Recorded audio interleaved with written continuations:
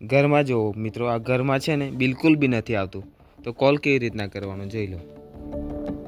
નો service બિલકુલ જ નથી, એક પોઈન્ટ ટાવર નથી. તમે લાઈવ તમને દેખાડી દઉં કે જોઈ શકો છો, હાલમાં બિલકુલ બી નેટવર્ક નથી.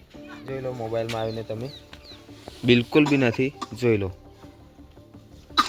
હર ઘરમાં 3-4 ફોન છે અને ટોટલ રિચાર્જ તમે જાણતા જ હશો કે જીઓના રિચાર્જ આજે કેટલા મોંઘા થઈ ગયા છે. તો બધાના રિચાર્જો વેસ્ટ જાય છે, કારણ કે 1.5 GB 2 GB જે આવે છે પૂરેપૂરું વપરાતું નથી, બિલકુલ સર્ફિંગ જ થાય છે. તો આ પ્રશ્નને તમે વાંચા લો, કારણ કે આ અમને ખરેખર નુકસાન જ છે. કંપનીવાળાઓએ આજે પોતપોતાના મન ફાવે એ પ્રમાણે ભાવ વધારી દીધા છે. જ્યારે ફાવે તો તમે પૈસા લો છો તો સુવિધા કેમ નથી આપતા? સુવિધા તમારે આપવી જ જોઈએ. ખરેખર અમે તમને પૈસા ચૂકવીએ છીએ તો અમારો હક બને છે કે તમે સુવિધા આપો. તો જલ્દીમાં જલ્દી અમારો આ સોલ્યુશન આવશે.